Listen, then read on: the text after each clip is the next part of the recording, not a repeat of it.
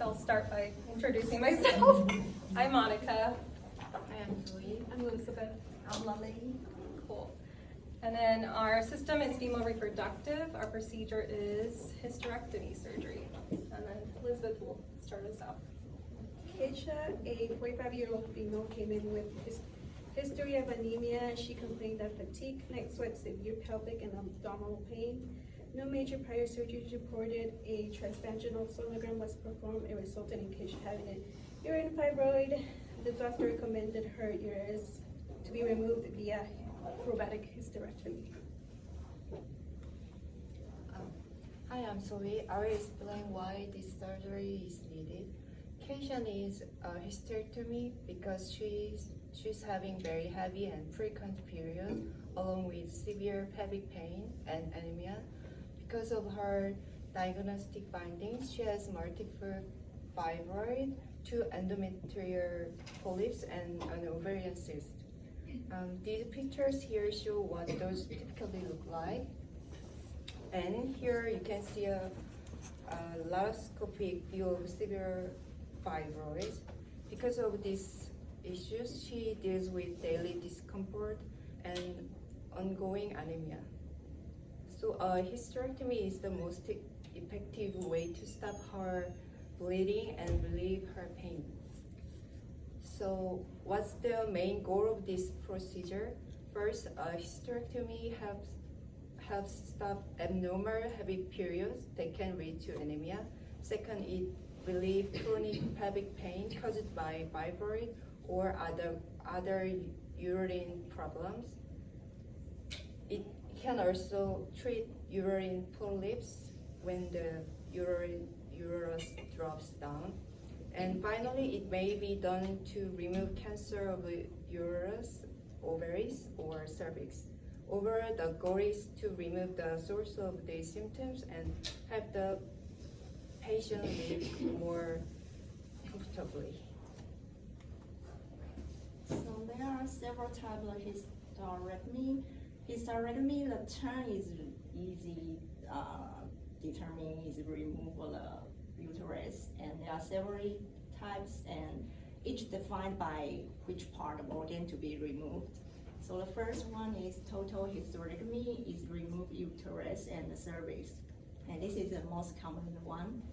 The second one, partial hysterectomy, also known as supracervical hysterectomy, is only remove uterus and leave the cervix. And you can treat the non-cancerous conditions like fibroids and endometriosis. And the third one, radical hysterectomy, is remove the most organ, including uterus, cervix, fallopian tubes, ovaries, and even upper part of the vagina, and the most tissues around the cervix and the nearby lymph nodes. And this one is used to treat cancer. And also there is additional terminology for the procedure. If patient, they move their fallopian tubes and ovary at the same time during their total hysterectomy, and that will be called total hysterectomy with salpingo oophorectomy. Okay, so how the procedures perform. This is actually a pretty cool procedure because it uses like robotic arm, so kind of like high-tech stuff. And then, so first and foremost, the patient is under general anesthesia. They'll insert a small needle into the abdominal wall, as you can see with the laparoscopic. But first they inflate the abdomen cavity for better visual. And that process is called pneumoperitoneum.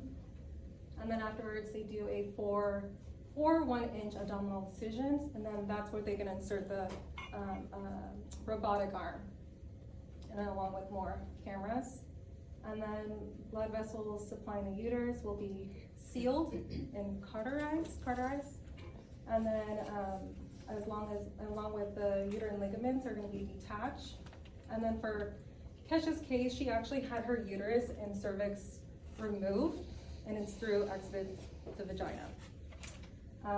Then after that, those small incisions will be closed with stitches, covered with some small dressings, and then same day discharge. And then where is this robotic hysterectomy performed? It's performed in a hospital operating room, outpatient surgical center, and it's done by OB/GYN surgeon who specializes in this surgery, the robotic assisted surgery, and it's called the Da Vinci system.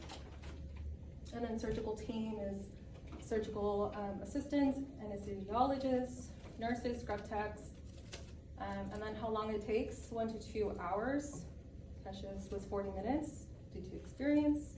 Recovery is 1 to 3 hours. And then total hospital days, same discharge.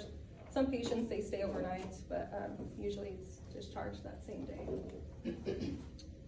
The benefits of a robotic hysterectomy are less pain, minimal blood loss, faster recovery, and a minimal scarring. Some risks are heavy bleeding, blood clots in the legs or lungs, infections, and damage to the nearby organs. After a hysterectomy, after a hysterectomy, can you go to the next one? Mm-hmm. After a hysterectomy, you will no longer have periods and cannot get pregnant. If your ovaries are removed before menopause, you will become menopausal. The healthcare provider may recommend hormonal therapy. And if your ovaries are not removed, ovaries will continue to produce hormones until you reach menopause. One common question is, can your body produce estrogen without ovaries? Yes, other tissue produces estrogen such as adrenal glands, fat cells, and brain. And that's it.